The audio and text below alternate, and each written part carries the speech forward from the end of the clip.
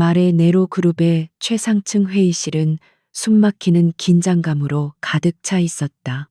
거대한 통유리창 너머로 서울의 야경이 화려하게 펼쳐져 있었지만 그 누구도 창밖의 풍경을 감상할 여유가 없었다.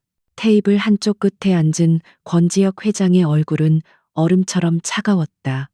그의 깊고 어두운 눈은 맞은편에 앉은 늙은 회사의 대표를 무심하게 응시하고 있었다. 그 시선에는 일말의 동정심이나 감정도 담겨 있지 않았다. 더 이상 시간을 끌 이유가 없습니다. 박 사장님.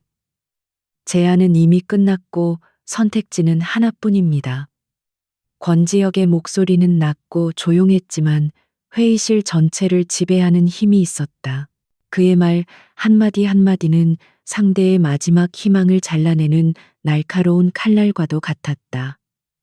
박 사장은 땀으로 축축한 손으로 서류의 가장자리를 구겨 쥐었다. 그의 평생이 담긴 회사가 눈앞에서 잿더미가 되어 사라지기 직전이었다.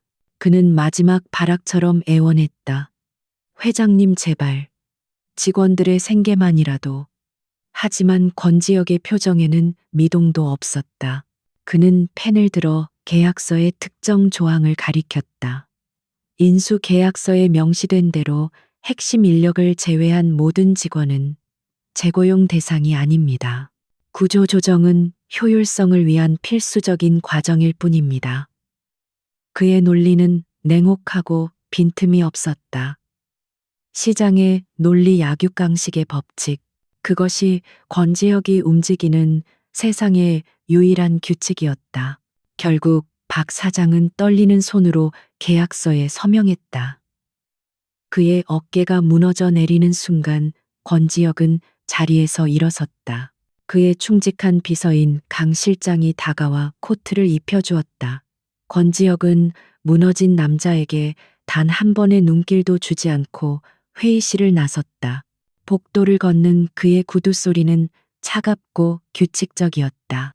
그의 등 뒤로 한 기업의 역사가 종말을 고하고 있었지만 그의 세계에서는 그저 또 하나의 성공적인 사냥이 끝났을 뿐이었다. 전용 엘리베이터를 타고 지하 주차장으로 내려가는 동안 강 실장이 간결하게 보고했다. 천명그룹의 오만석 회장 측에서 접촉을 시도했으나 거절했습니다. 이번 인수로 인해 저희가 계획하던 신재생에너지 사업에 직접적인 타격을 입게 될 것이라 예상하는 듯합니다. 권지혁은 차창 밖으로 스쳐 지나가는 불빛들을 바라보며 나지막이 말했다.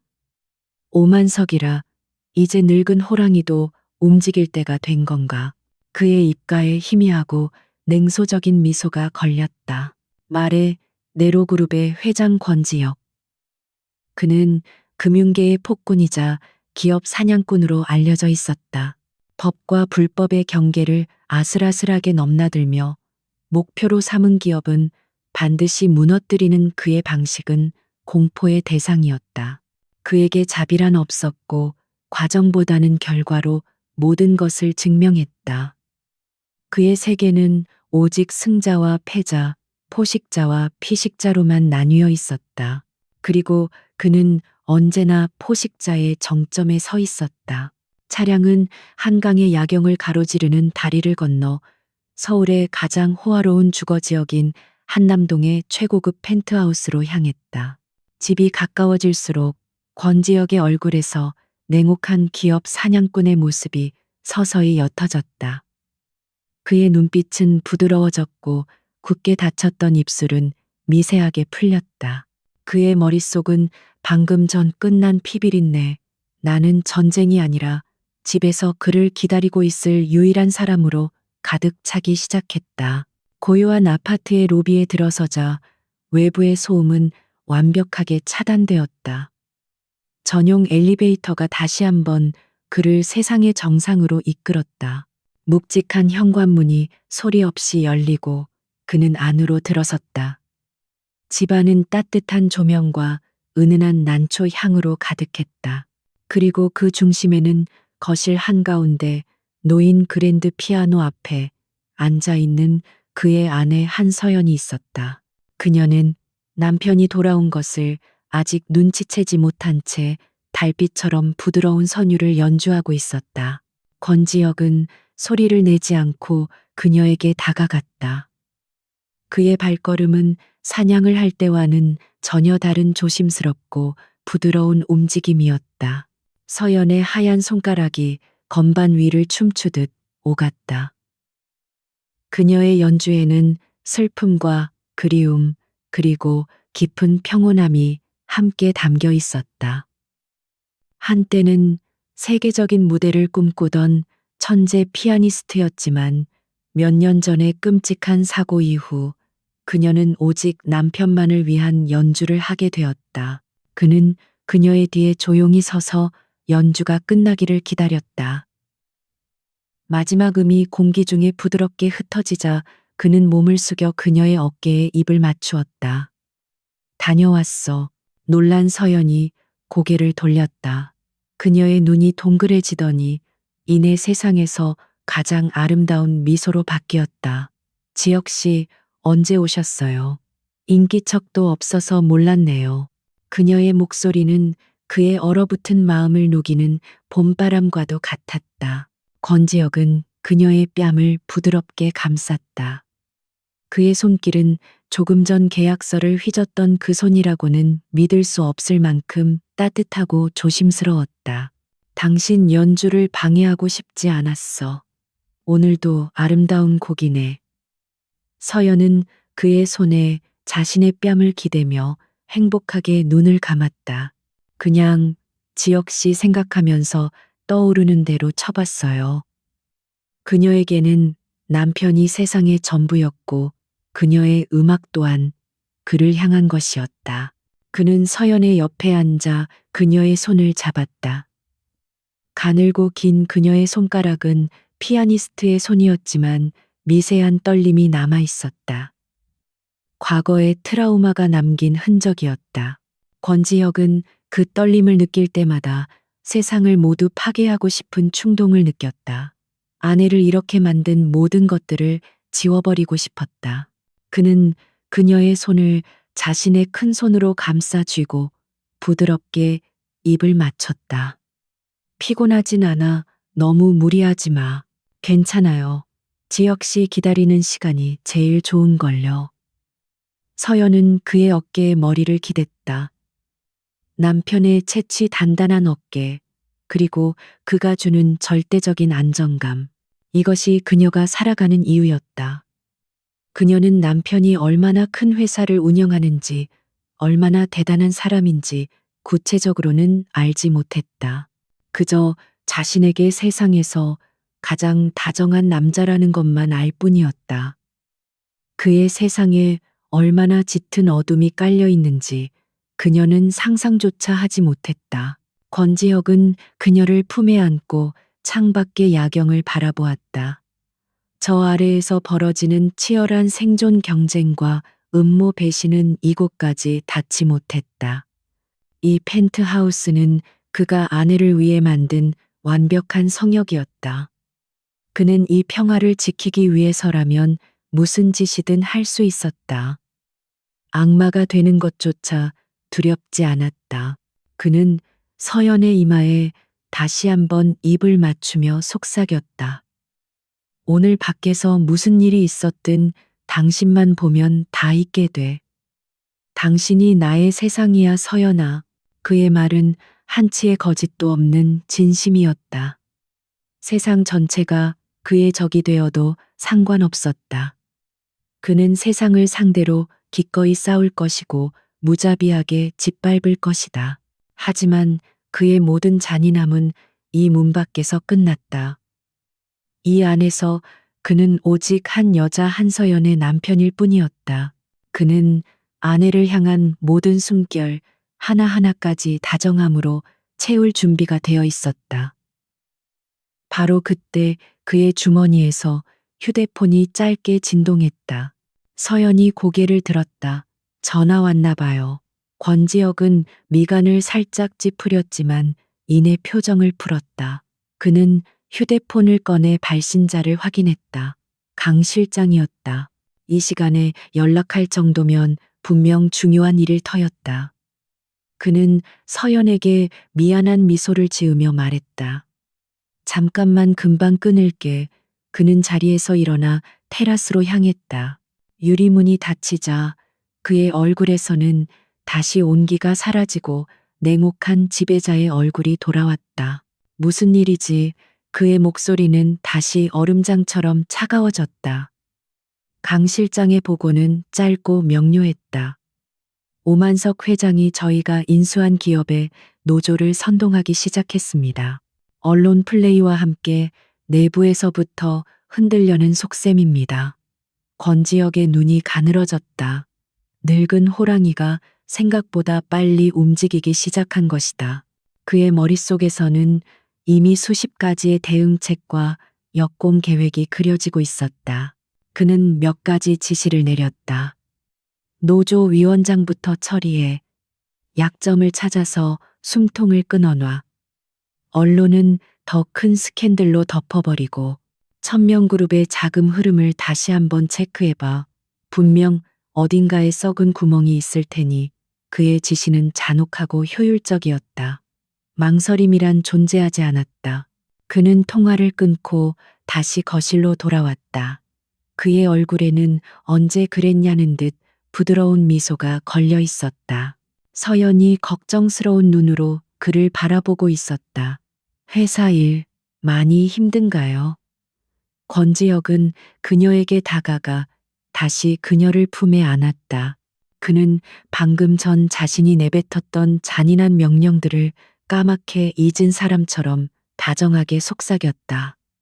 아니 전혀 귀찮은 벌레들이 좀 꼬였을 뿐이야. 신경 쓸 것 없어. 그는 서연의 머리카락을 부드럽게 쓸어 넘겼다. 그의 손길 아래 서연은 모든 걱정을 잊고 다시 평온을 되찾았다. 그녀는 알지 못했다. 자신을 지키는 그 다정한 손이 다른 이의 운명을 얼마나 무자비하게 쥐어 비트는지를. 며칠 후 천명그룹의 오만석 회장은 자신의 집무실에서 분노에 찬 목소리로 소리치고 있었다. 그의 앞에는 값비싼 원목 책상이 놓여 있었지만 그 위험 있는 가구도 그의 격렬한 분노를 감당하지 못하는 듯 삐걱거렸다. 권지혁, 그의 송이 놈이 감히 내 앞길을 막아. 그는 손에 든 신문을 구겨 쓰레기통에 던져버렸다. 신문 일면에는 말해 네로그룹이 성공적으로 인수한 기업의 정상화 계획에 대한 긍정적인 기사가 실려 있었다. 오만석은 수십 년간 정재계를 주무르며 자신의 제국을 건설한 인물이었다. 그는 자신의 힘과 권위를 믿어 의심치 않았고 누구든 자신의 심기를 거스르는 자는 가차없이 짓밟아왔다. 하지만 최근 몇 년 사이 혜성처럼 나타난 권지혁이라는 젊은 기업가는 그의 방식과는 전혀 다른 더욱 빠르고 잔인한 방식으로 세력을 확장하며 그의 신경을 긁어왔다. 그리고 이번 신재생 에너지 사업은 그의 오랜 수건이자 차기 성장 동력이었기에 결코 양보할 수 없는 전쟁이었다. 그는 인터폰을 눌러 비서실장을 호출했다. 언론사에 뿌린 자료들은 어떻게 되어가고 있나? 내가 후원하는 의원들에게는 연락해봤나? 비서실장은 땀을 흘리며 조심스럽게 보고했다. 회장님, 그게 말의 네로 측의 대응이 생각보다 훨씬 빠르고 조직적입니다. 저희가 부정적인 기사를 내보내면 몇 시간 안에 반박 기사와 함께 오히려 저희 그룹의 과거 비리를 암시하는 기사들이 터져 나옵니다. 오만석의 미간에 깊은 주름이 패였다. 정치권의 압박은 어떻고 그의 목소리에는 위협적인 기운이 감돌았다. 비서실장은 더욱 목소리를 낮췄다. 의원님들도 처음에는 움직이는 듯 했으나 권지혁 회장 측에서 그들의 약점이 담긴 자료를 보낸 것 같습니다. 지금은 모두 입을 다물고 몸을 사리고 있습니다. 쿵, 오만석이 책상을 내리쳤다. 쓸모없는 놈들, 내가 그들에게 쏟아부은 돈이 얼만데 그의 분노는 극에 달했다.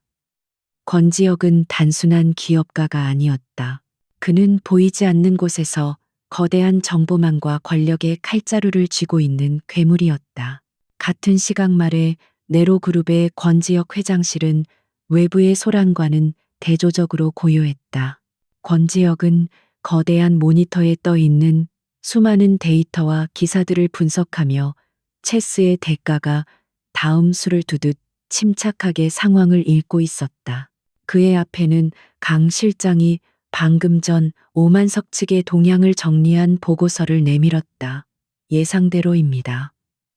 오만석은 자신이 가진 모든 카드를 성급하게 꺼내 보이고 있습니다. 전형적인 늙은 사자의 방식이죠.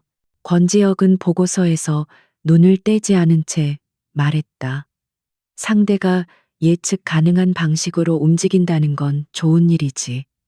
하지만 늙은 사자는 궁지에 몰리면 무슨 짓을 할지 몰라. 방심하지 마. 그의 목소리는 차분했지만 그 안에는 날카로운 경계심이 담겨 있었다. 천명그룹의 자금 세탁 통로로 의심되는 페이퍼 컴퍼니들의 리스트입니다. 오만석의 아들이 연루된 정황도 포착했습니다. 강 실장이 또 다른 파일을 건넸다. 권지혁은 그제야 모니터에서 눈을 떼고 강 실장을 바라보았다. 그의 입가에 만족스러운 미소가 떠올랐다. 잘했어. 아직은 이걸 터트릴 때가 아니야. 가장 효과적인 순간을 위해 아껴두도록 하지. 지금은 저들이 제풀에 지쳐 나가 떨어지게 만들어. 그는 마치 재미있는 장난감을 다루듯 거대한 기업과의 전쟁을 즐기고 있는 것처럼 보였다. 그에게 이 모든 것은 자신의 능력을 시험하고 증명하는 하나의 게임에 불과했다. 그는 며칠 동안 평소보다 늦게 귀가했다. 집에 돌아올 때면 언제나 그렇듯 비즈니스맨의 가면을 벗고 다정한 남편의 얼굴로 돌아왔지만 그의 깊은 눈 속에 숨겨진 피로감까지는 완벽하게 감출 수 없었다. 서연은 그런 남편의 미세한 변화를 놓치지 않았다. 그녀는 인터넷을 통해 말에 네로 그룹에 대한 부정적인 기사들을 접했다. 약탈적 자본, 냉혈한 기업 사냥꾼 같은 자극적인 단어들이 남편의 이름과 함께 오르내리는 것을 볼 때마다 그녀의 마음은 불안감에 휩싸였다. 어느 날 밤 평소보다 더욱 지친 얼굴로 돌아온 지혁에게 서연은 조심스럽게 물었다. 지혁 씨 회사에 무슨 안 좋은 일 있어요? 인터넷에 이상한 기사들이 많던데. 그녀의 목소리에는 걱정이 가득했다. 권지혁은 아내의 불안한 눈빛을 마주하자 마음이 무거워졌다. 그는 자신이 벌이는 전쟁의 포화가 단 한 조각이라도 그녀에게 튀는 것을 원치 않았다. 그는 부드럽게 그녀의 손을 잡고 소파에 앉혔다. 서연아, 신경 쓰지 마. 원래 비즈니스라는 게 그래.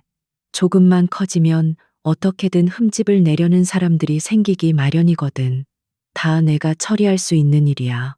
그는 아무렇지 않은 듯 미소 지으며 그녀의 머리를 쓰다듬었다.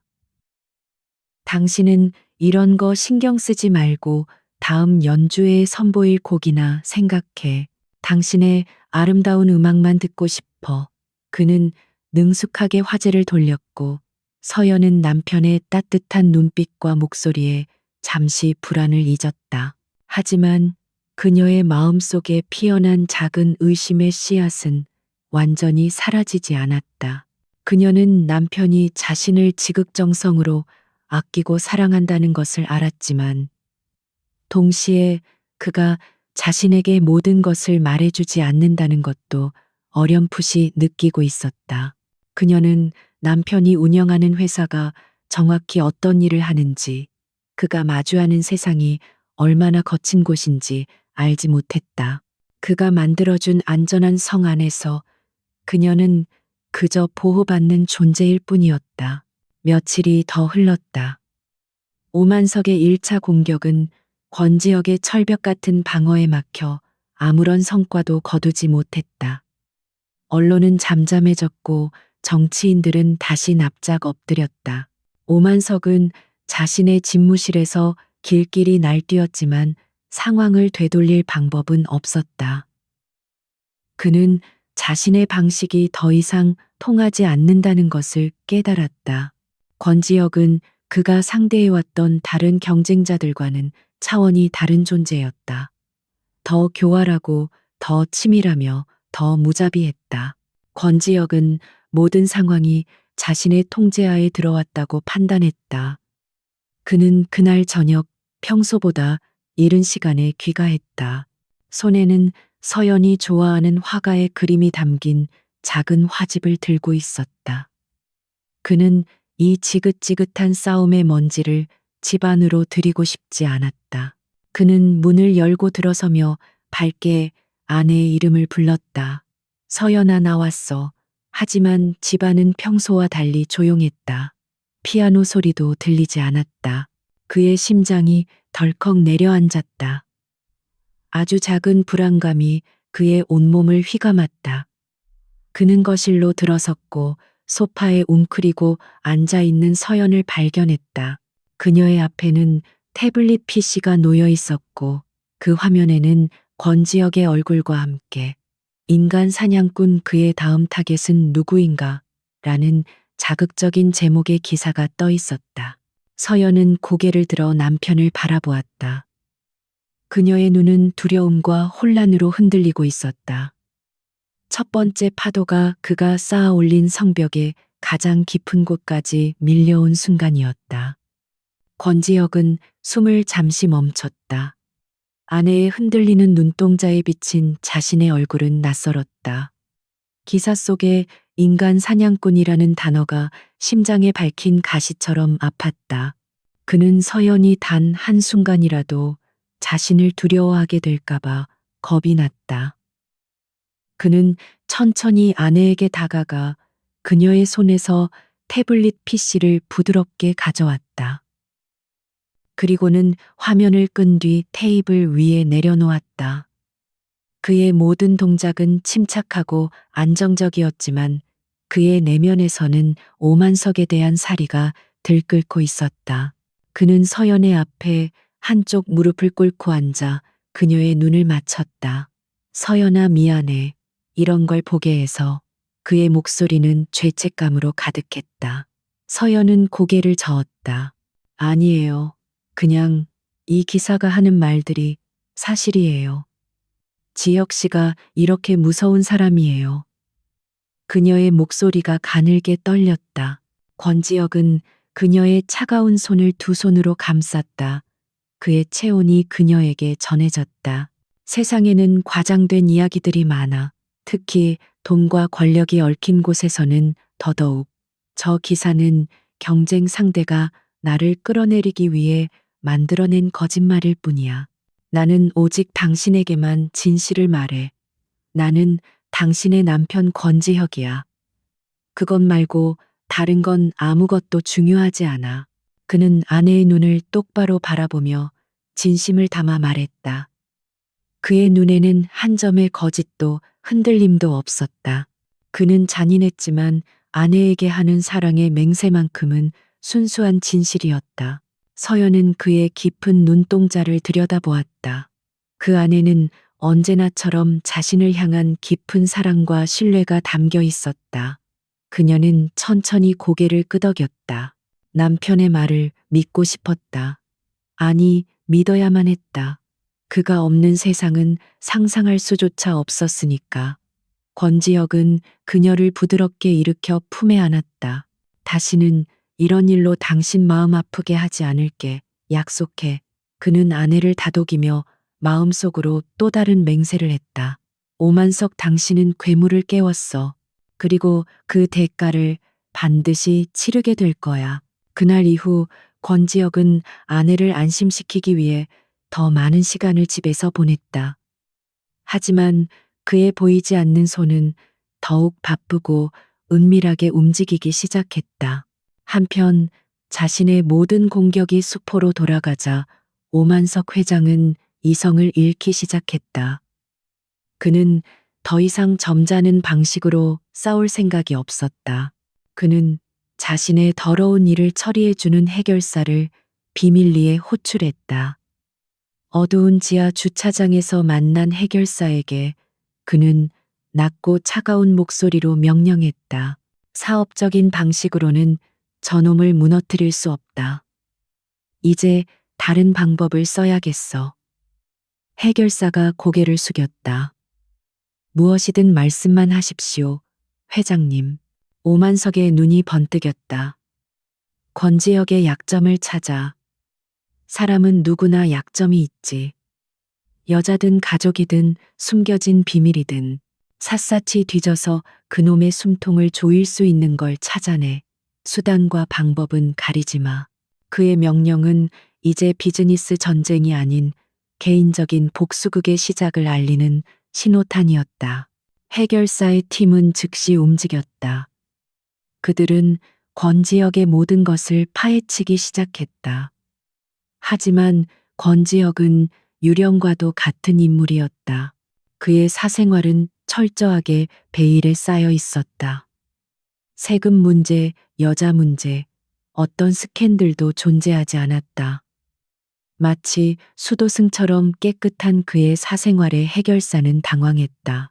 하지만 그들은 포기하지 않고 끈질기게 파고들었고 마침내 단 하나의 연결고리를 찾아냈다. 바로 그의 아내 한서연이었다. 권지혁이 그의 아내를 얼마나 끔찍이 아끼는지, 그녀를 외부 세계로부터 얼마나 철저하게 보호하고 있는지를 알게 되자 해결사는 직감했다. 이것이 바로 오만석 회장이 찾던 약점이라는 것을. 그들은 한서연을 24시간 감시하기 시작했다. 그녀의 동선, 그녀가 만나는 사람들, 그녀의 모든 일상이 그들의 감시망에 들어왔다. 그들은 그녀의 주변에 보이지 않는 거미줄을 치기 시작했다. 서연은 남편의 노력 덕분에 마음의 안정을 되찾고 다시 평범한 일상으로 돌아가려 했었다. 그녀는 가끔 집 근처의 작은 공원으로 산책을 나가거나 친한 친구와 갤러리에서 만나 시간을 보내곤 했다. 하지만 언젠가부터 그녀는 설명할 수 없는 미묘한 위화감을 느끼기 시작했다. 공원 벤치에 앉아 있을 때 멀리서 자신을 지켜보는 듯한 시선이 느껴졌다. 뒤를 돌아보면 아무도 없었지만 그 찝찝한 기분은 쉽게 사라지지 않았다. 한 번은 집으로 모르는 번호의 전화가 걸려왔다. 그녀가 전화를 받자 소화기 너머에서는 아무 소리도 들리지 않고 몇 초간의 침묵 끝에 전화가 끊겼다. 그녀는 그저 잘못 걸려온 전화려니 하고 대수롭지 않게 넘겼다. 며칠 뒤에는 주문하지 않은 택배가 집 앞으로 배달되기도 했다. 주소는 정확했지만 받는 사람의 이름은 미세하게 달랐다. 이런 사소하고 기묘한 일들이 반복되면서 그녀의 마음 속에는 다시 작은 불안의 그림자가 드리워지기 시작했다. 그녀는 이런 일들을 지혁에게 말하지 않았다. 괜한 걱정을 끼치고 싶지 않았기 때문이다. 하지만 권지혁은 아내의 표정에서 아주 작은 그늘조차 읽어내는 남자였다. 그는 서연이 애써 밝은 척하고 있다는 것을 눈치챘다. 그리고 그의 감각은 이미 위험 신호를 감지하고 있었다. 그는 며칠째 아파트 건너편 길가에 똑같은 배달업체 밴이 주차되어 있는 것을 발견했다. 건물에 새로 들어온 청소부의 눈빛이 어딘지 모르게 부자연스럽다는 것도 느꼈다. 구체적인 증거는 없었지만 야생의 맹수와 같은 그의 직감이 경고하고 있었다. 적이 자신의 영역을 침범했다는 것을, 성역이 위협받고 있다는 것을. 그날 밤 그는 서재에서 강 실장과 비밀리에 통화했다. 그의 목소리는 그 어느 때보다 차갑고 단호했다. 지금부터 아내의 경호를 최고 수준으로 격상시켜. 내가 모르는 그림자 한 조각도 아내에게 접근하게 해선 안 돼. 눈에 띄지 않게 아내가 눈치채지 못하도록. 그는 강 실장에게 지시를 내린 뒤 서연의 주변을 맴도는 쥐새끼들을 찾아내기 위한 역감시 작전을 지시했다. 그의 정보팀이 총동원되었다. 도시의 모든 CCTV 통신기록 금융거래 내역이 그의 손안에서 분석되기 시작했다. 그는 이제 방어만 하지 않을 것이다. 먼저 위협의 근원을 찾아내 뿌리 뽑을 작정이었다. 그의 세계에서는 위협이 될 만한 요소는 미리 제거하는 것이 철칙이었다. 통화를 마친 그는 조용히 침실로 들어갔다. 서연은 아무것도 모른 채 잠들어 있었다. 그녀의 고른 숨소리는 이 세상의 유일한 평화처럼 들렸다. 건지혁은 침대 가장자리에 걸터 앉아 잠든 아내의 얼굴을 오랫동안 바라보았다. 그의 눈빛에는 세상에서 가장 깊은 사랑과 함께 자신의 빛을 집어삼키려는 어둠에 대한 얼음 같은 결의가 담겨 있었다. 위험의 냄새가 짙어지고 있었다. 그리고 그는 그 위험을 만들어낸 자들을 사냥할 준비를 끝마치고 있었다. 권지혁이 보이지 않는 방어벽을 강화하고 위협의 근원을 추적하는 동안 한서연은 잠시나마 되찾은 평온 속에서 자신이 오랫동안 준비해온 자선 미술 경매 행사에 참석했다. 그녀가 후원하는 작은 갤러리에서 열리는 이 행사는 그녀에게 있어 세상과 소통하는 소중한 창구였다. 지역은 이런 공개적인 행사의 모습을 드러내는 것을 꺼렸지만 늘 그랬듯 보이지 않는 곳에서 그녀의 안전을 완벽하게 지키고 있었다.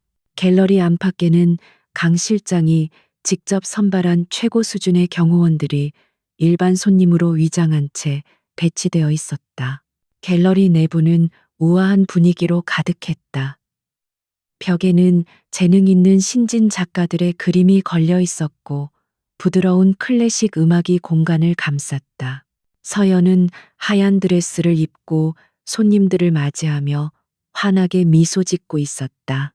남편의 세상과는 완벽하게 분리된 예술과 선의로 가득한 이곳에서 그녀는 비로소 온전한 자신으로 있을 수 있었다. 그녀의 맑은 웃음소리는 갤러리의 분위기를 더욱 빛나게 만들었다. 바로 그때 갤러리의 입구에 중후한 분위기의 노신사가 모습을 드러냈다. 천명그룹의 오만석 회장이었다. 그는 자신의 감시팀으로부터 서연의 행사 일정을 보고받고 직접 모습을 드러내기로 결정했다.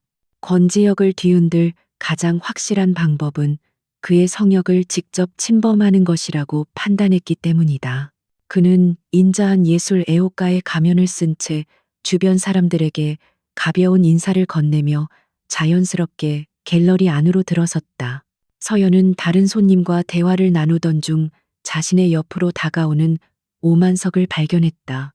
그녀는 그가 누구인지 알지 못했지만 그가 풍기는 위압적인 기운에 자신도 모르게 시선을 돌렸다.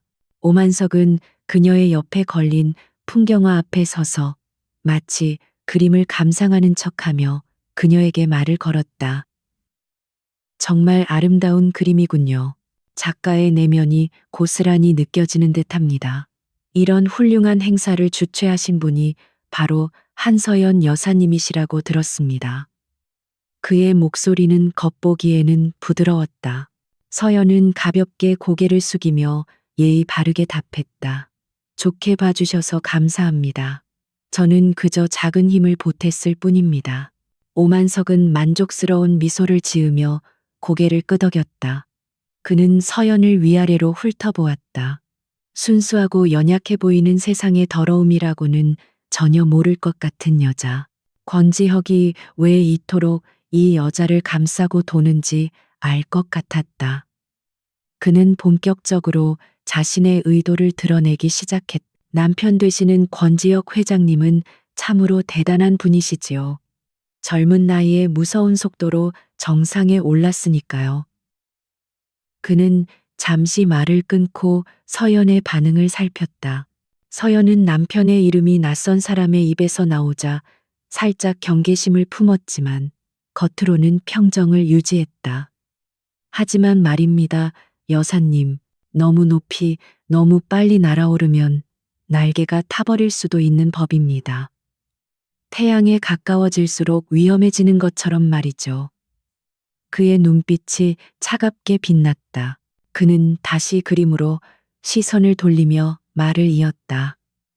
이렇게 아름답고 귀한 것이, 그는 그림을 가리켰지만 그의 시선은 서연에게 고정되어 있었다. 그 불길에 휩쓸려 한 줌의 재로 변해버린다면 얼마나 안타까운 일이겠습니까? 남자는 자신이 무엇을 지켜야 하는지 알아야 합니다. 때로는 거대한 제국보다 깨지기 쉬운 도자기 하나가 더 소중할 수도 있는 법이니까요. 그의 말들은 은유적이었지만 그 안에 담긴 악의적인 위협은 칼날처럼 서늘했다. 서연은 그 말의 깊은 뜻을 완벽하게 이해하지는 못했지만 온몸의 피가 차갑게 식는 것을 느꼈다.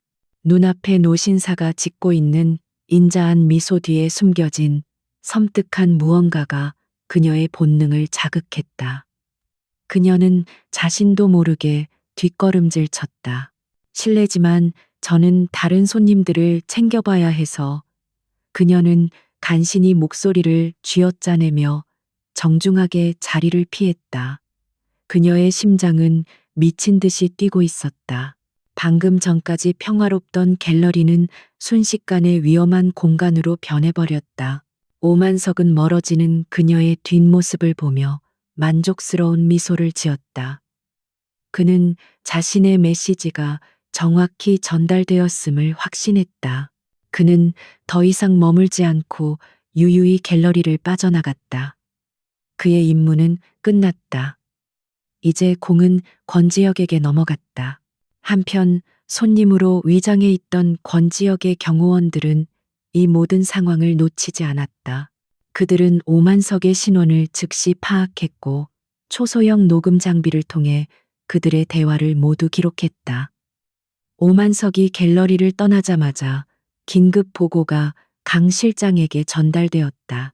같은 시각 말에 네로그룹의 회장실에서 권지혁은 실시간으로 전송되는 주가 그래프를 보고 있었다. 그의 전략대로 천명그룹의 주가는 연일 하락세를 면치 못하고 있었다.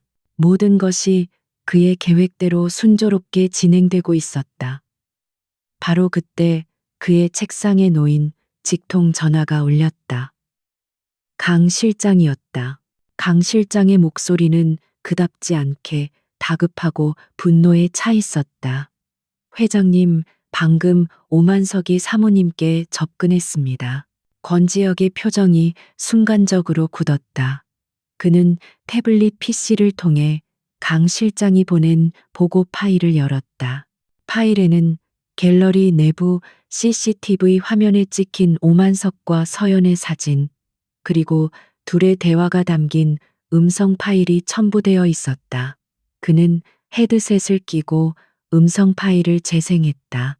오만석의 점잖은 목소리, 그리고 그 안에 교묘하게 숨겨진 아내를 향한 위협적인 메시지가 그의 귓속으로 흘러 들어왔다. 불길에 휩쓸려 한 줌의 재로 변해버린다면. 음성 파일이 끝나는 순간 권지혁의 주변 공기가 얼어붙었다. 회장실의 온도가 몇 도는 내려간 듯한 착각이 들 정도였다. 그의 얼굴에서 모든 감정이 사라졌다. 평소의 냉정함과는 차원이 다른 생명이 존재하지 않는 심해와 같은 공허한 분노가 그의 눈을 채웠다.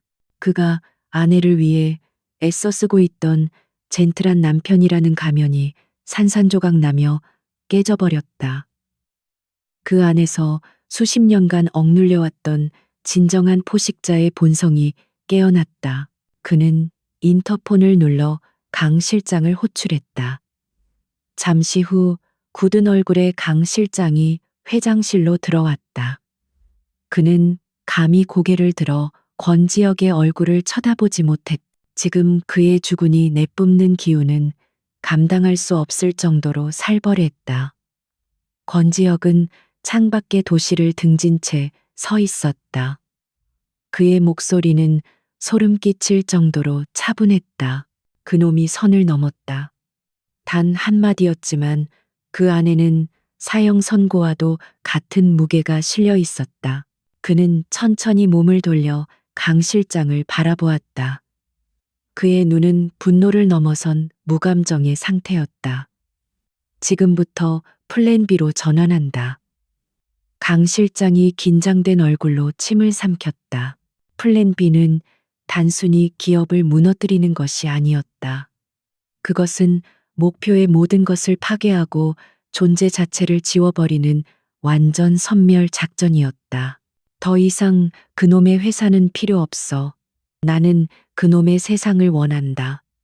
그놈이 가진 모든 것을 조각조각 빼앗아서 절망 말고는 아무것도 남지 않게 만들어. 권지혁의 목소리는 조용했지만 그 안에 담긴 잔혹함은 강 실장의 등골을 서늘하게 만들었다. 그는 마지막 명령을 내렸다. 우선 그놈의 아들부터 시작해. 권지혁의 명령이 떨어지자 말에 네로그룹의 심장부에서 거대한 톱니바퀴가 움직이기 시작했다.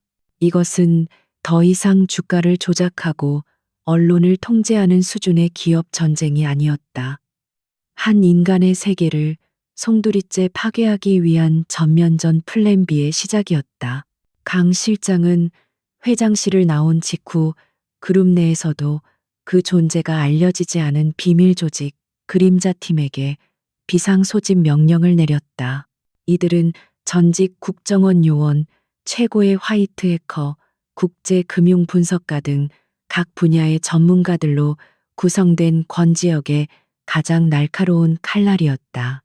작전의 첫 번째 목표는 오만석의 아들이자 천명그룹의 유일한 후계자인 오민준이었다.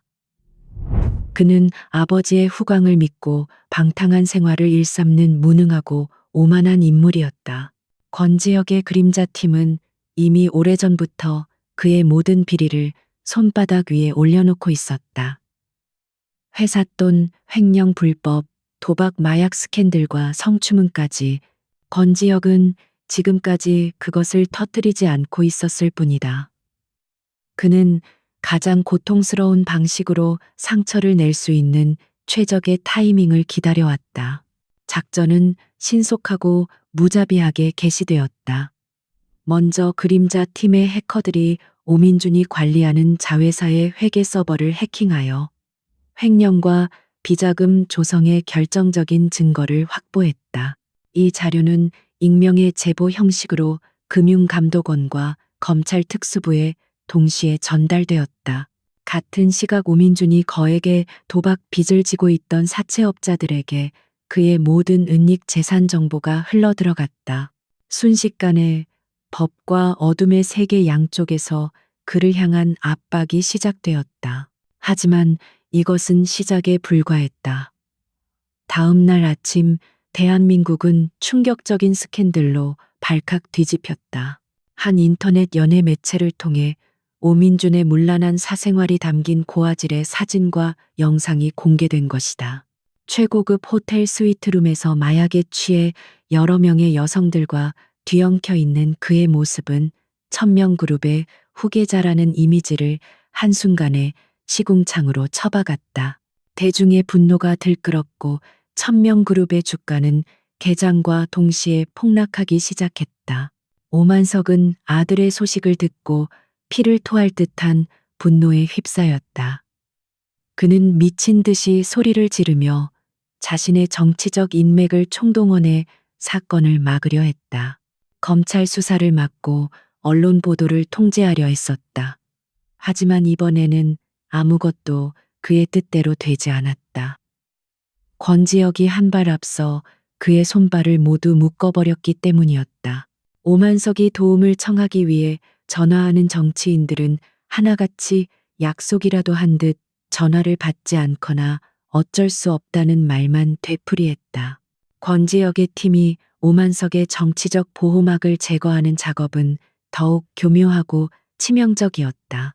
그들은 오만석에게 뇌물을 받은 정치인들의 리스트와 증거 자료를 그들의 정적 정딕에게 슬쩍 흘렸다. 한쪽에서는 부패 정치인을 규탄하는 여론이 형성되었고 다른 한쪽에서는 정치적 라이벌이 이때다 싶어 맹공을 퍼부었다. 오만석의 방패가 되어주던 정치인들은 자신들이 살아남기 위해 오만석을 버리는 것을 택할 수밖에 없었다. 그의 주변에는 아무도 남지 않게 되었다. 이 모든 파괴적인 폭풍을 지휘하는 권지혁은 그의 펜트하우스에서 아무 일도 없다는 듯 아내와 저녁 식사를 하고 있었다. 그는 밖에서 벌어지는 피비린내, 나는 전쟁의 흔적을 단 하나도 집 안으로 가져오지 않았다. 그는 서연이 갤러리에서 겪었던 일 때문에 여전히 불안해한다는 것을 알고 있었기에 그 어느 때보다 더 다정하고 세심하게 그녀를 대했다. 그는 그녀가 좋아하는 음식을 직접 요리하고 그녀의 이야기에 귀를 기울였다. 그날 이후로 잠을 좀 설치는 것 같아서 당신이 좋아하는 캐모마일 차를 준비했어. 지혁은 따뜻한 찻잔을 서연의 손에 쥐어주며 부드럽게 말했다. 서연은 남편의 온기에 의지하며 희미하게 미소 지었다. 고마워요, 지혁 씨. 당신만 옆에 있으면 괜찮아요. 그녀는 남편의 눈에서 자신을 향한 변함없는 사랑을 보았다. 그녀는 남편의 눈빛이 그 어느 때보다 강렬하고 깊어졌다고 느꼈지만 그것이 자신을 지키려는 보호 본능 때문이라고만 생각했다. 그녀는 차마 알지 못했다. 자신에게 캐모마일 차를 건네는 그 다정한 손이 불과 몇 시간 전에는 한 사람의 인생을 나락으로 떨어뜨리는 명령서에 사인을 했다는 것을. 그녀의 평온한 잠을 지키기 위해 그는 다른 누군가의 세상에서는 영원히 잠들지 못할 악몽을 만들고 있었다. 그 극명한 대조야말로 권지혁이라는 남자의 본질이었다. 그는 자신의 빛을 지키기 위해 기꺼이 더 짙은 어둠이 되는 남자였다. 서연은 세상의 소음으로부터 완벽하게 차단되었다. 지혁은 그녀가 볼 수 있는 모든 뉴스 채널과 인터넷 포털에서 천명 그룹과 관련된 자극적인 기사들을 차단하도록 조치했다. 그녀는 남편이 사업상의 문제를 정리하고 있다고 말한 것을 믿었다. 그가 자신을 위해 얼마나 거대한 전쟁을 벌이고 있는지 상상조차 하지 못한 채 그녀는 다시 피아노 앞에 앉아 그를 위한 선율을 연주했다.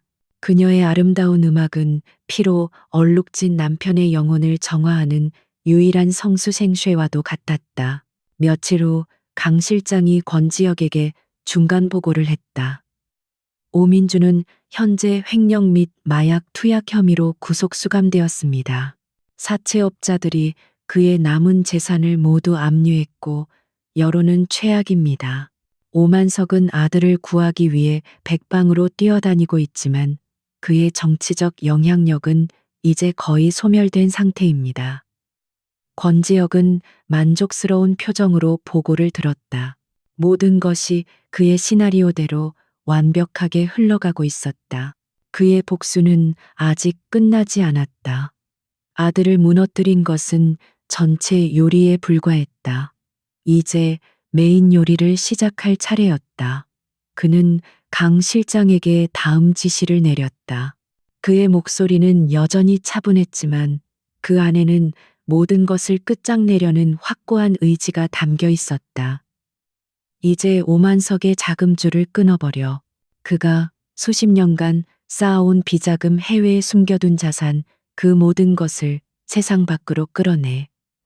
그가 평생을 바쳐 이룬 제국이 어떻게 모래성처럼 무너지는지 직접 보게 만들어줘.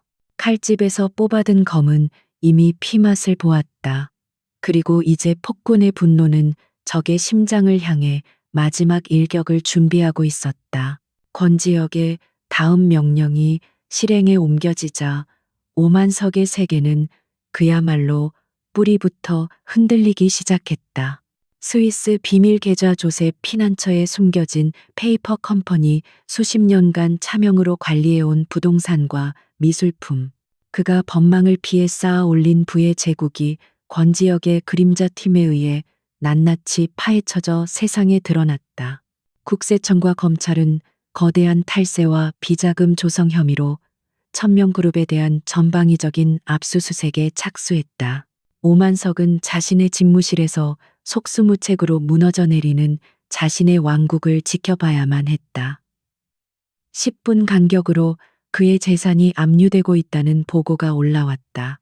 평생을 바쳐 충성을 맹세했던 부하들은 검찰 조사를 받으며 등을 돌리기 시작했고, 해외 파트너들은 바이러스처럼 번지는 스캔들을 피해 계약을 파기했다. 한때 대한민국 경제계의 거물로 군림했던 그의 전화는 이제 아무도 받지 않는 고철 덩어리가 되었다. 그는 완벽하게 고립되었다. 그의 집무실은 이제 더 이상 권위의 상징이 아닌 거대한 무덤처럼 느껴졌다. 그는 창밖을 내다보았다. 자신이 발 아래에 두고 있다고 믿었던 도시가 이제는 자신을 비웃는 것처럼 보였다. 분노, 굴욕감, 그리고 절망이 그의 온몸을 잠식했다. 그는 건지역과의 싸움에서 전략적으로 이미 완벽하게 패배했다는 것을 인정해야만 했다. 하지만 오만석은 순순히 패배를 인정할 남자가 아니었다. 이성을 잃은 늙은 사자는 마지막 발악을 준비하고 있었다. 그는 더 이상 잃을 것이 없다고 생각했다. 명예도 부도 아들까지도 모두 잃었다. 그렇다면 권지역 저 오만한 젊은 놈도 모든 것을 잃게 만들어야 공평했다. 그가 가진 가장 소중한 것, 그가 세상과 맞바꿀 수 있다고 여기는 유일한 것, 한서연. 오만석의 눈에 핏발이 서며 광기가 번뜩였다.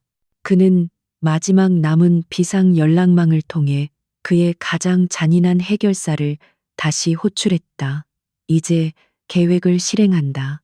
놈의 여자를 데려와 무슨 수를 써서라도. 이것은 자멸을 각오한 마지막 도박이었다. 한편 권지역은 다가올 피바람을 예견하고 있었다. 그는 오만석이라는 인간이 궁지에 몰리면 어떤 극단적인 선택을 할지 정확히 알고 있었다. 그래서 그는 폭풍이 서울을 덮치기 전 자신의 유일한 세계를 가장 안전한 곳으로 옮겨놓기로 결정했다. 그는 아무것도 모르는 서연에게 깜짝 여행을 제안했다. 서연아, 우리 며칠만 아무 생각 없이 푹 쉬고 올까? 당신 좋아하는 바다가 있는 곳으로. 서연은 최근에 긴장된 분위기 속에서 남편이 자신을 위해 애쓰고 있다는 것을 알았기에 기쁘게 그의 제안을 받아들였다. 다음 날 아침 그들은 전용기를 타고 제주도의 한적한 해변에 위치한 프라이빗 빌라에 도착했다.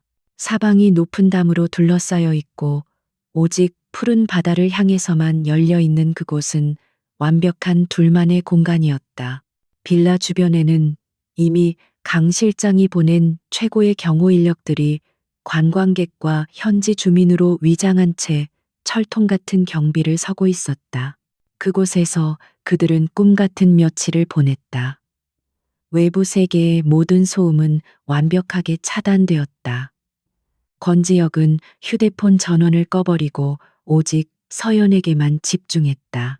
그들은 아침에는 아무도 없는 해변을 맨발로 산책했고, 낮에는 빌라 거실에 놓인 피아노를 함께 연주했다. 서연이 연주를 하면 지역은 소파에 앉아 책을 읽는 척하며 오직 아내의 모습만을 눈에 담았다. 저녁에는 테라스에 앉아 붉게 물드는 노을을 바라보며 와인을 마셨다. 이 평화로운 시간 속에서 서연의 마음을 짓누르던 불안의 그림자는 완전히 씻겨나갔다. 그녀는 남편의 품에 안겨 속삭였다. 여기 있으니까 꼭 다른 세상에 온 것 같아요. 모든 걱정이 사라졌어요. 역시 지역 씨가 제게는 최고의 안식처예요. 권지역은 아내의 머리에 입을 맞추며 그녀를 더욱 꽉 안았다. 당신만 행복하다면 나는 뭐든지 할 수 있어. 그의 목소리는 더없이 다정했지만 그의 눈빛 저편에서는 차가운 결의가 불타고 있었다. 그에게 이 여행은 단순한 휴식이 아니었다. 곧 시작될 마지막 전쟁을 앞두고 자신의 여왕을 가장 안전한 곳으로 피신시키는 체스마스터의 움직임이었다. 그는 이 천국과도 같은 평화를 지키기 위해 지옥의 악귀가 되어야 한다는 사실을 알고 있었다. 그는 자신이 곧 저지를 잔혹한 행위에 대해 일말의 죄책감을 느꼈지만 아내의 미소를 보는 순간 그 모든 망설임은 눈 녹듯 사라졌다. 이 미소를 지킬 수만 있다면 그는 기꺼이 파괴자가 될 터였다. 여행 마지막 날 밤 서연이 잠든 것을 확인한 권지혁은 조용히 서재로 들어가 위성 전화를 켰다. 강 실장으로부터의 마지막 보고였다.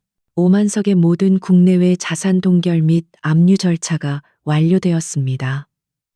천명그룹은 사실상 파산 상태입니다.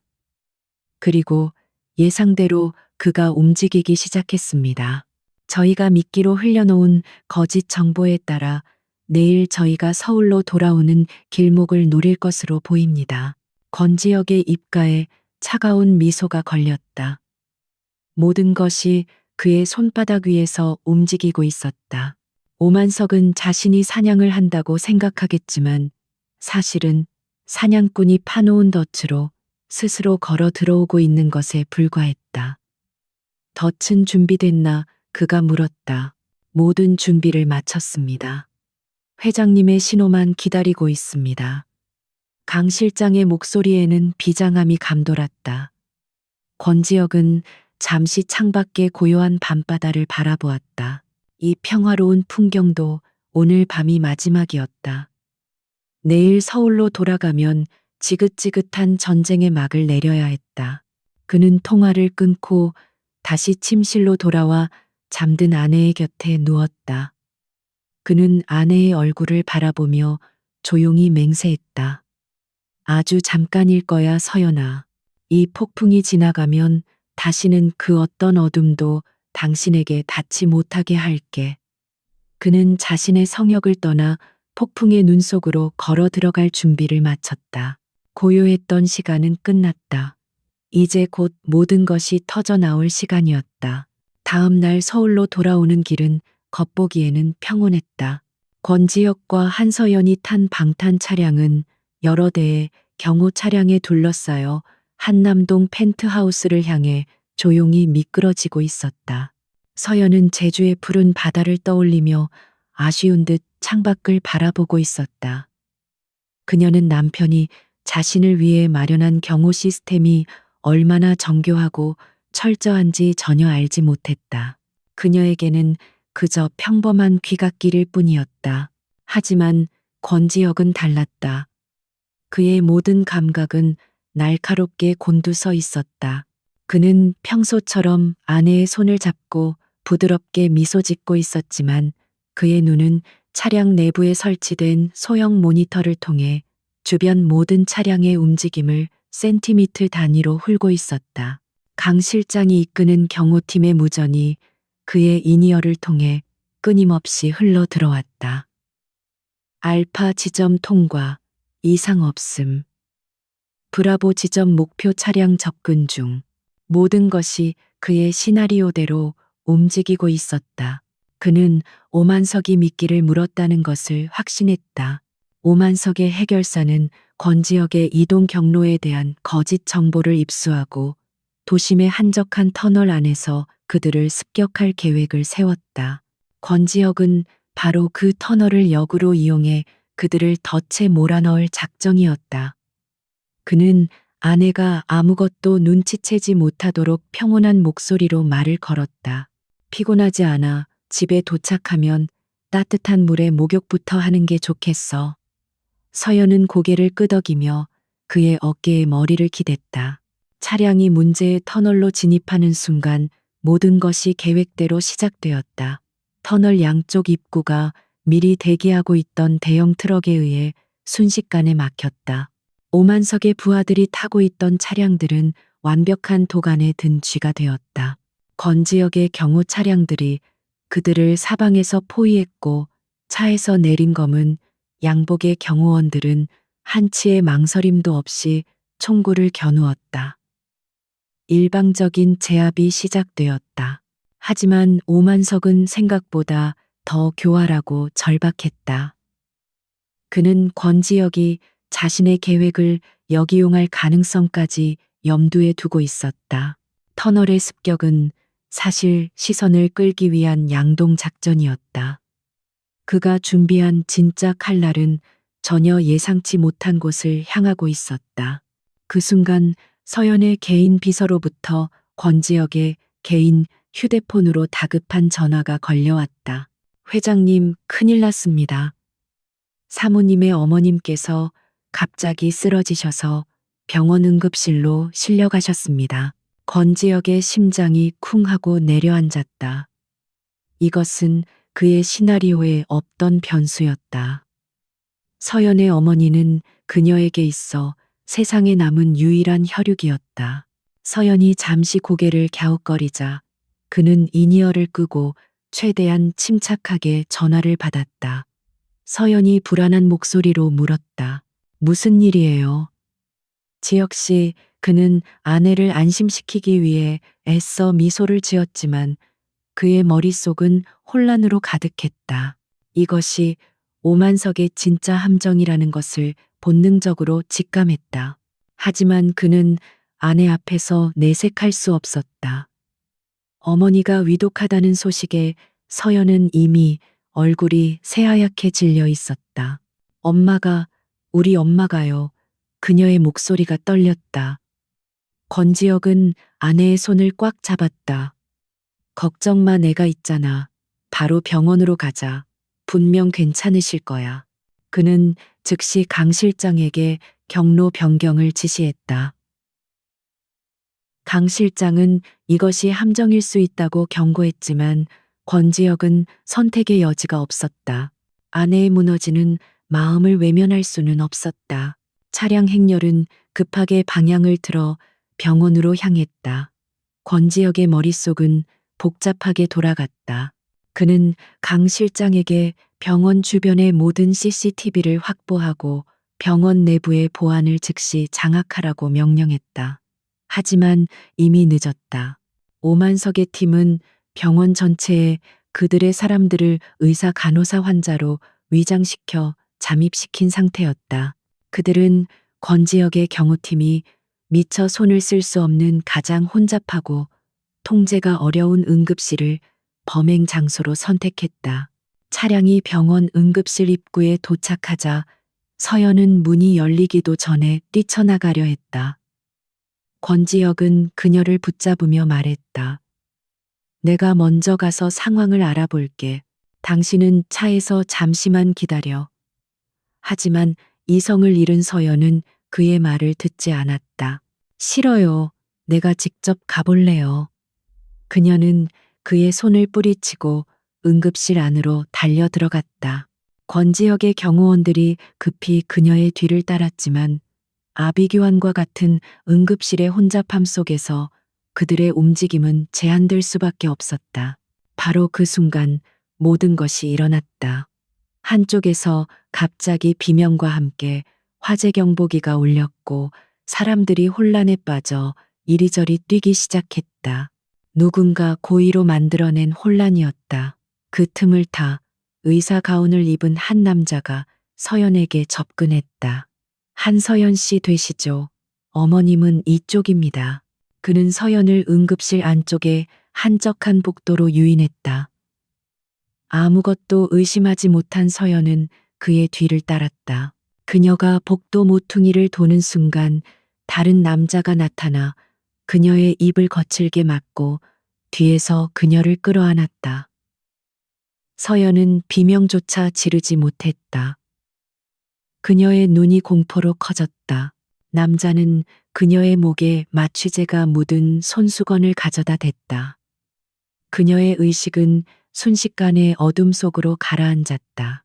오만석의 부하들은 미리 준비해둔 이동식 침대에 그녀를 눕히고 흰 시트를 덮은 뒤 응급 환자를 이송하는 척하며 유유히 병원 후문을 통해 사라졌다. 한편 권지혁은 혼란 속에서 서연을 놓쳤다는 사실을 깨닫고 이성을 잃었다. 그는 미친 듯이 소리치며 응급실을 헤집고 다녔다. 강 실장으로부터 서연의 어머니는 집에서 무사하시다는 보고가 들어왔을 때 그는 모든 것이 끝났다는 것을 알았다. 자신이 파놓은 덫에 자신이 걸려든 셈이었다. 오만석은 그의 가장 약한 부분 아내를 향한 사랑을 이용해 그의 판단력을 흐리게 만들고 그가 평생을 바쳐 지켜온 성역을 침범하는 데 성공했다. 잠시 후 그의 휴대폰이 울렸다. 발신자 표시 제한 번호였다. 그는 떨리는 손으로 전화를 받았다. 수화기 너머로 오만석의 비웃음 가득한 목소리가 들려왔다. 어떤가, 권지혁 회장. 세상의 모든 것을 가진 기분이. 이제 내 놈도 내가 느꼈던 절망을 맛볼 차례다. 내 여자는 내 손에 있다.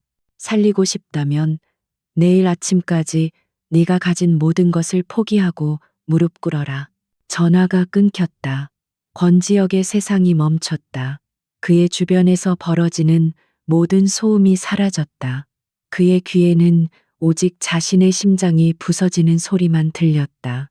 그리고 그 정적 속에서 그의 내면에 잠들어 있던 마지막 야수가 눈을 떴다. 그의 눈에서 이성과 냉철함이 사라지고 오직 순수한 파괴 본능만이 남았다. 그는 더 이상 말의 네로그룹의 회장이 아니었다. 그는 자신의 암컷을 빼앗긴 분노한 맹수였다.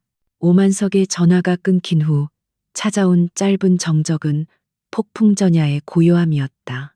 권지혁의 주변에서 모든 소리가 사라졌던 그 순간 그의 머릿속에서는 수천 수만 개의 회로가 동시에 연결되며 작동하기 시작했다. 슬픔이나 절망에 빠져 있을 시간은 없었다. 그의 뇌는 이제 아내를 구출하기 위한 거대한 연산 장치가 되었다. 그의 눈동자에 깃들어 있던 인간적인 감정의 빛이 사라지고 오직 목표를 향한 냉혹한 알고리즘만이 남았다. 그는 옆에 서 있던 강 실장의 멱살을 잡고 차가운 목소리로 명령했다. 그의 목소리는 더 이상 평소의 부드러운 중저음이 아니었다.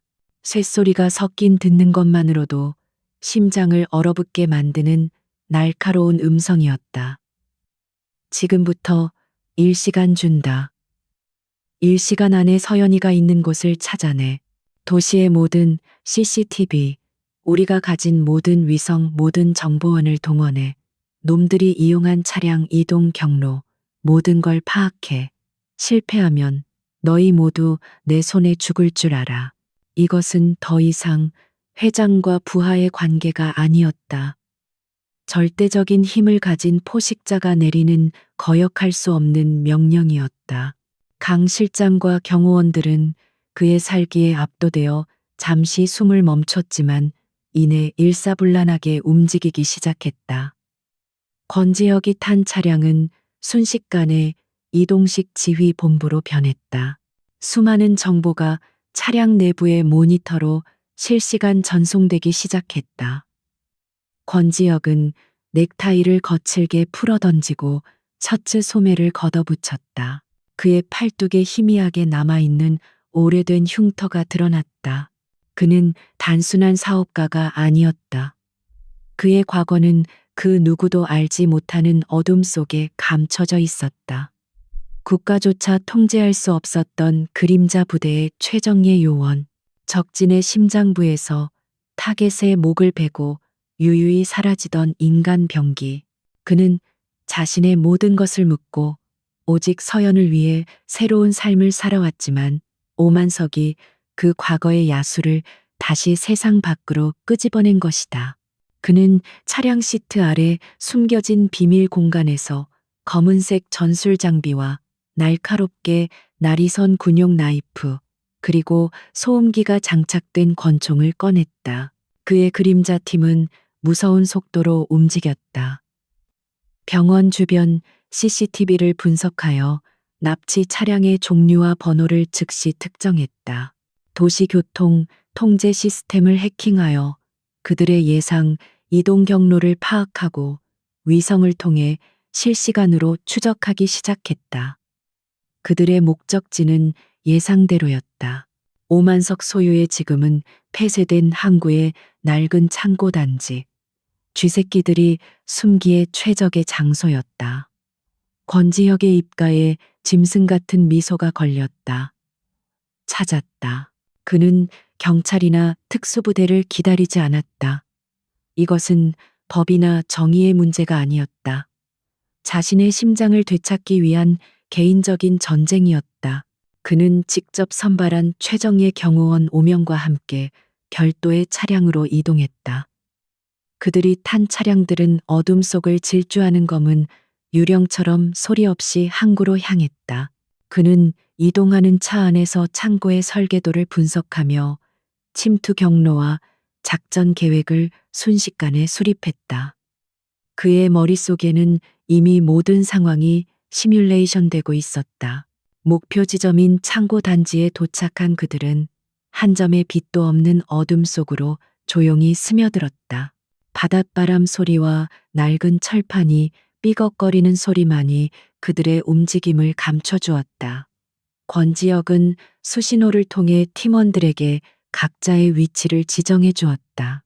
그는 마치 자신의 정원을 거닐 듯 적의 경계망을 아무렇지 않게 뚫고 창고의 가장 취약한 지점으로 접근했다. 그의 움직임에는 한치의 망설임이나 군더더기도 없었다. 작전은 소리 없이 시작되었다. 창고 외곽을 순찰하던 보초 2명이 어둠 속에서 나타난 그림자에게 순식간에 목이 꺾여 쓰러졌다. 권지혁은 창고의 환풍구를 통해 내부로 진입했다. 먼지와 녹슨 쇠 냄새가 진동하는 창고 내부는 희미한 전구 불빛 아래 삼엄한 경계 태세를 갖춘 오만석의 용병들로 가득했다. 그들은 돈으로 고용된 어중이 떠중이가 아닌 제법 훈련을 받은 자들이었다. 하지만 그들의 상대는 차원이 달랐다. 권지혁은 어두운 천장 구조물 위를 고양이처럼 소리 없이 이동하며 적들의 위치와 숫자를 파악했다. 그리고 그의 신호와 함께 지옥의 문이 열렸다. 창고의 모든 전등이 터지며 완벽한 암흑이 찾아왔다. 용병들이 당황하는 그 찰나의 순간 섬광탄이 터지며 그들의 시야와 청각을 마비시켰다. 그리고 학살이 시작되었다. 권지혁과 그의 팀원들은 어둠 속에서 나타나 소음기가 달린 총으로 위협이 되는 적들을 정확하게 제거해 나갔다. 총성과 비명이 뒤섞인 아비 규환 속에서 권지혁은 오직 서연이 있을 만한 곳을 향해 폭풍처럼 전진했다. 그는 앞을 가로막는 모든 것을 파괴했다. 총을 든 자의 팔을 부러뜨리고 칼을 든 자의 목을 베었다. 그의 움직임은 살인의 기술이라기보다는 예술에 가까웠다. 그는 더 이상 감정을 가진 인간이 아니었다. 오직 효율적인 살상과 파괴를 위해 움직이는 기계 분노 그 자체가 된 존재였다. 마침내 그는 창고 가장 안쪽에 있는 작은 사무실에 도착했다. 문을 거칠게 걷어차고 들어서자 그토록 찾아 헤매던 광경이 눈에 들어왔다. 의자에 묶인 채 공포에 질려 떨고 있는 한서연. 그리고 그녀의 머리에 총구를 겨누고 있는 오만석의 해결사였다. 해결사는 광기 어린 미소를 지으며 소리쳤다. 움직이지 마. 권지혁 한 발짝이라도 더 다가오면 이 여자 머리에 구멍이 날 줄 알아. 하지만 권지혁은 멈추지 않았다. 그는 천천히 하지만 위압적으로 그를 향해 걸어갔다. 그의 눈은 해결사가 아닌 오직 아내에게 고정되어 있었다. 그의 눈빛은 괜찮아, 내가 왔어라고 말하고 있었다. 해결사는 그의 기세에 눌려 자신도 모르게 뒷걸음질 쳤다. 그 순간을 권지혁은 놓치지 않았다. 그가 손에 숨기고 있던 나이프를 던졌다. 칼날은 정확하게 해결사의 손목을 꿰뚫었고 그가 고통으로 비명을 지르며 총을 떨어뜨렸다. 권지혁은 짐승처럼 달려들어 그의 남은 팔을 꺾어버리고 얼굴을 바닥에 처박았다. 몇 번의 무자비한 가격 끝에 해결사는 피떡이 되어 의식을 잃었다. 모든 위협이 사라졌다. 권지혁의 살기는 순식간에 사라지고 그는 떨리는 손으로 서연에게 다가갔다. 그는 그녀를 묶고 있던 밧줄을 칼로 끊어내고 그녀를 품에 안았다. 서연아, 미안해. 내가 너무 늦었지. 서연은 정신을 차리자마자 그의 품에 안겨 아이처럼 울음을 터뜨렸다. 그녀는 방금 전까지 자신을 둘러싸고 있던 끔찍한 공포와 눈앞에서 벌어진 잔혹한 폭력 그리고 그 중심에 서 있는 남편의 모습에 혼란스러워했다. 권지혁은 아무 말 없이 아내를 안고 그녀의 등을 토닥였다.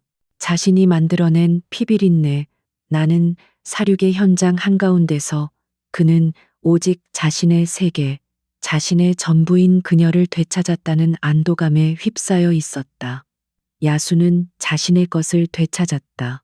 권지혁의 품에 안겨 있던 서연은 서서히 충격에서 벗어나며 주변을 인식하기 시작했다. 비릿한 피냄새와 화약 냄새가 코를 찔렀고 눈앞에는 쓰러져 신음하는 남자들과 차갑게 식어가는 시신들이 널려 있었다. 그리고 이 모든 지옥도의 중심에 방금 전까지 짐승처럼 포효하던 남편이 자신을 세상에서 가장 소중한 보물처럼 안고 있었다. 그녀는 남편의 얼굴을 올려다보았다. 자신을 바라보는 그의 눈빛은 여전히 다정했지만 그녀는 이제 보았다. 그 깊고 어두운 눈동자 속에 도사리고 있는 자신이 한 번도 본 적 없는 또 다른 모습을. 강 실장과 그의 팀원들이 신속하게 현장을 정리하기 시작했다.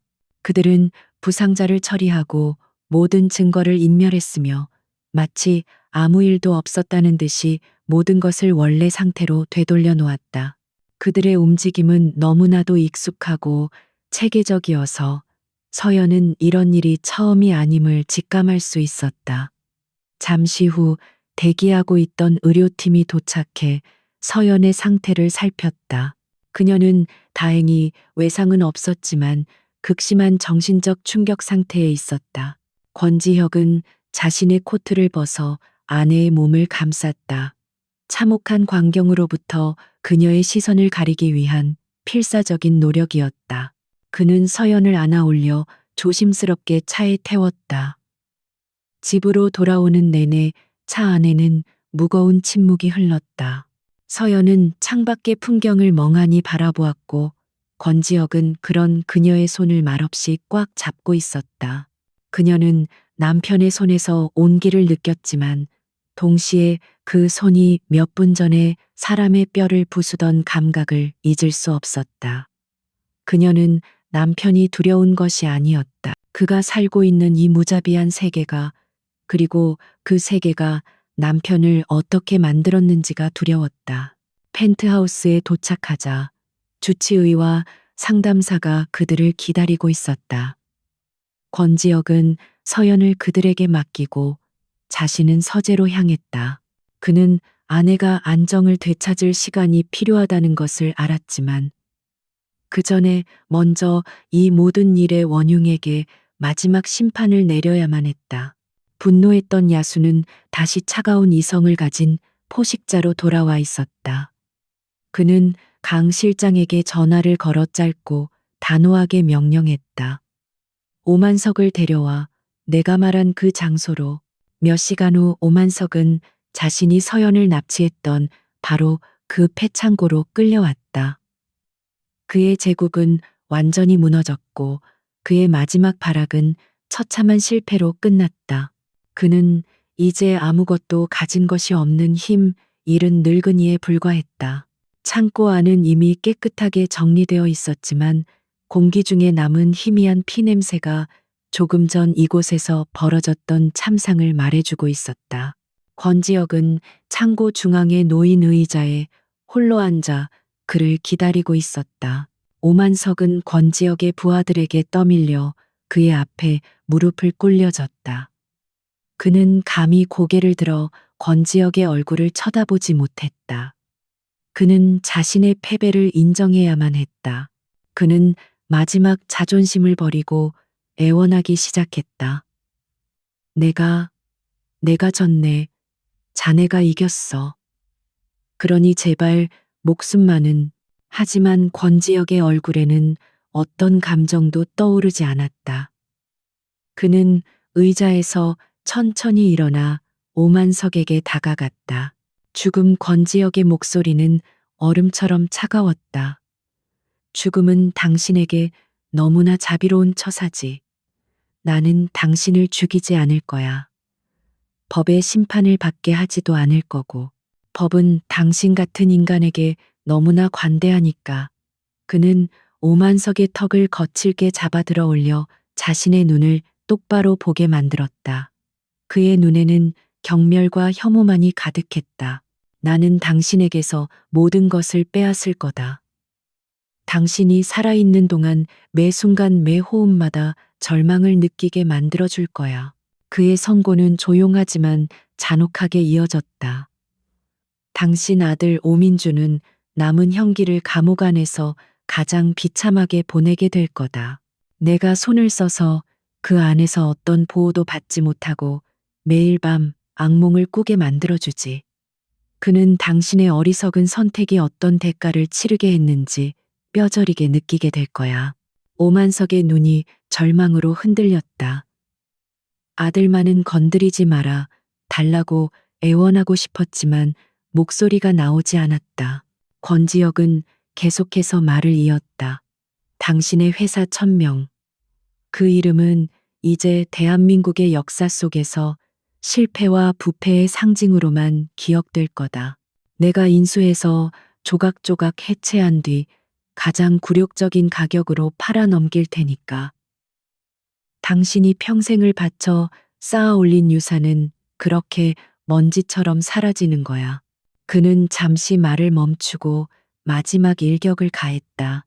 그리고 당신에게는 아무것도 남지 않아.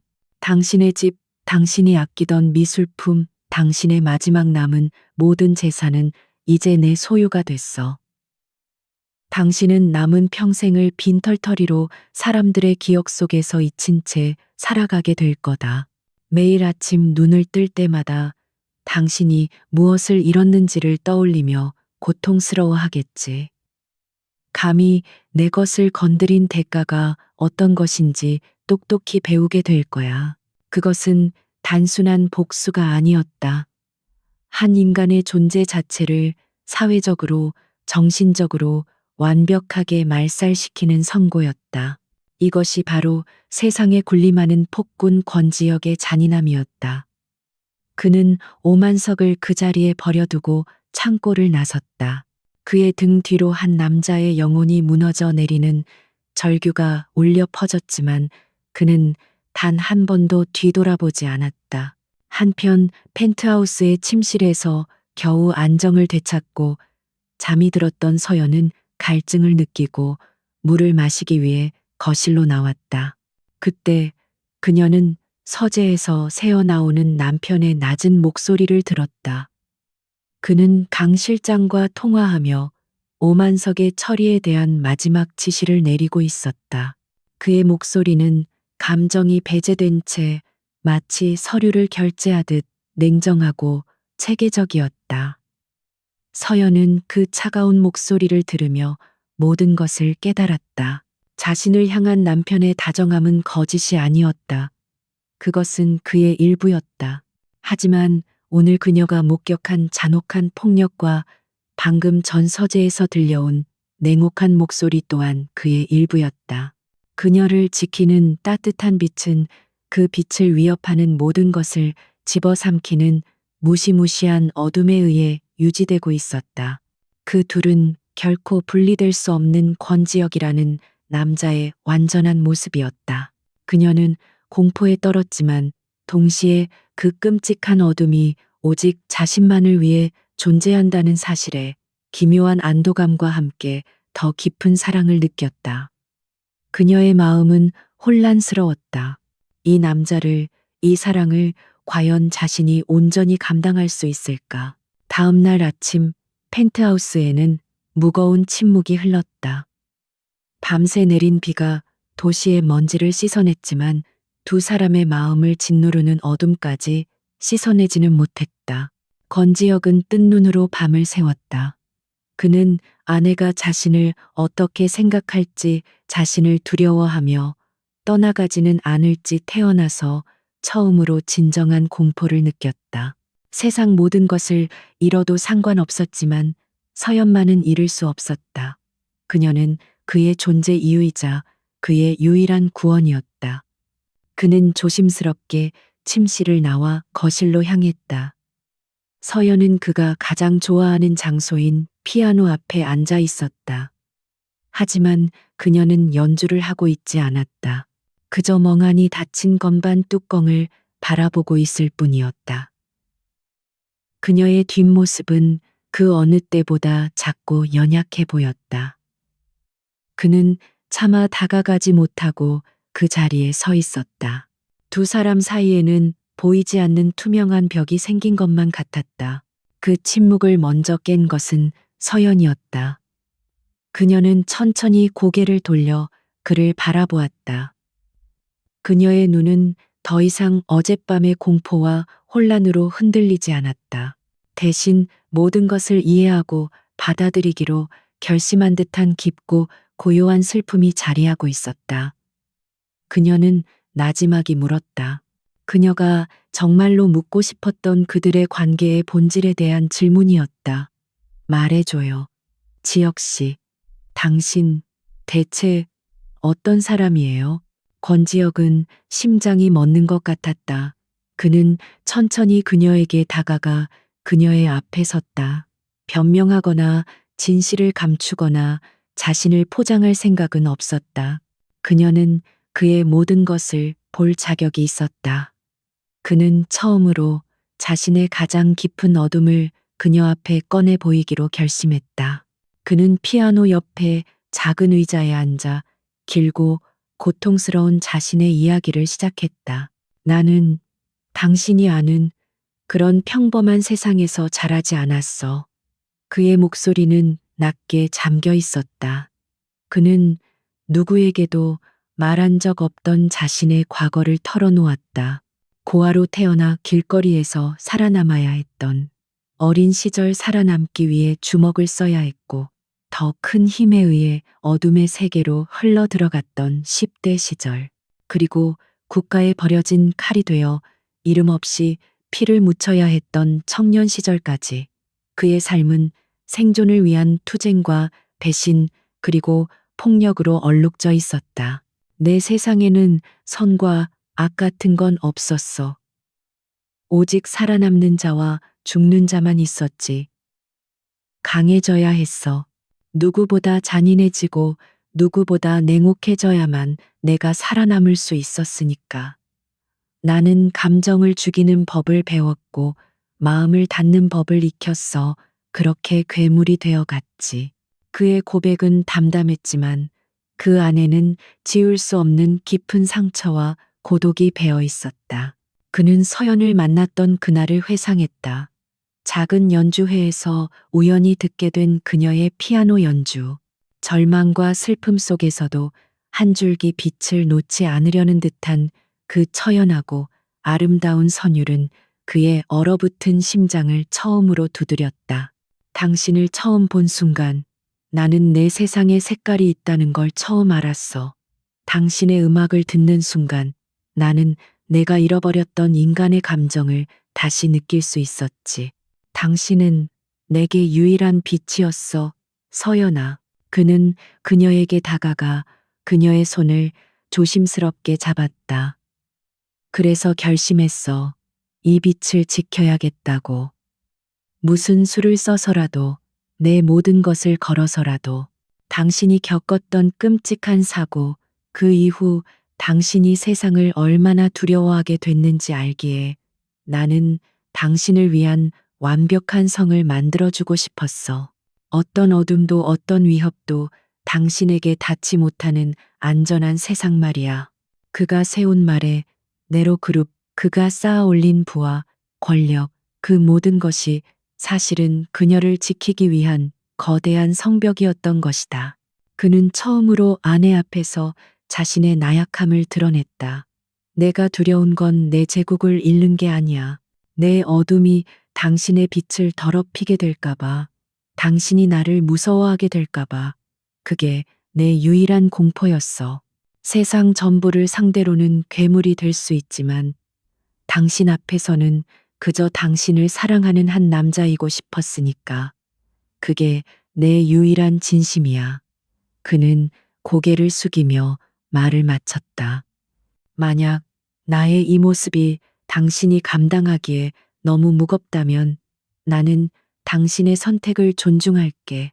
서연은 조용히 그의 이야기를 듣고 있었다.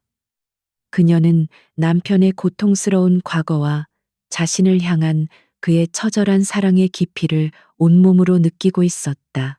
그녀는 자신이 겪었던 과거의 트라우마를 떠올렸다. 괴한의 습격으로 손을 다치고 피아니스트로서의 꿈을 접어야 했던 그날의 공포. 그 이후로 그녀는 사람을 믿지 못했고 세상을 두려워했다. 그런 그녀에게 지역은 유일한 구원이자 안식처였다. 이제 그녀는 깨달았다. 남편이 만들어준 이 완벽한 안식처가 어떤 희생 위에 세워졌는지를, 그가 보여준 절대적인 다정함이 얼마나 처절한 어둠을 방패 삼아 자신을 지키고 있었는지를, 그가 휘두르는 잔인한 폭력은 사실 자신을 향한 가장 극단적인 형태의 사랑이었던 것이다. 그녀가 보았던 야수의 모습은 그녀를 해치려는 괴물이 아니라 자신의 유일한 것을 지키기 위해 모든 것을 내던진 수호자였다. 서연은 자리에서 일어나 그의 앞에 섰다. 그리고는 그의 얼굴을 부드럽게 감쌌다. 그의 뺨 위로 그가 미처 깨닫지 못한 눈물 한 방울이 흐르고 있었다. 그녀는 그 눈물을 손가락으로 닦아주며 세상에서 가장 따뜻한 미소로 말했다.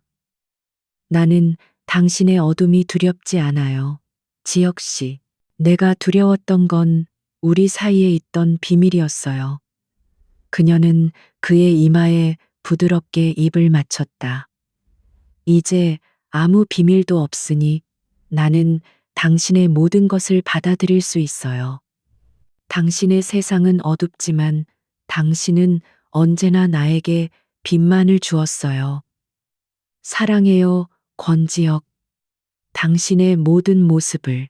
그 순간 두 사람을 가로막고 있던 보이지 않는 벽이 완전히 허물어졌다. 권지혁은 아내를 품에 힘껏 끌어안았다. 구원을 받은 것은 서연이 아니라 바로 그 자신이었다. 그녀는 그의 어둠까지도 사랑으로 보듬어준 유일한 사람이었다. 그들의 사랑은 이제 모든 진실 위에서 더욱 단단하고 완전해졌다. 얼마 후 서연은 다시 피아노 앞에 앉았다. 그녀는 건반 뚜껑을 열고 부드럽게 손가락을 올렸다. 그녀의 손끝에서 흘러나오는 음악은 더 이상 과거의 슬픔에 젖어 있지 않았다. 그것은 모든 시련을 이겨내고 새로운 희망을 노래하는 강인하고 아름다운 선율이었다. 권지혁은 그녀의 뒤에 서서 연주하는 아내를 조용히 끌어안았다. 창밖의 세상은 여전히 냉혹하고 위험했지만 이 성역 안에서 그들의 사랑은 절대적이었다. 그는 아내의 귓가에 조용히 속삭였다. 제목과도 같은 그의 진심이 담긴 마지막 맹세였다. 내 모든 숨결이 다정한 이유는 그 숨결의 주인이 오직 당신이기 때문이야.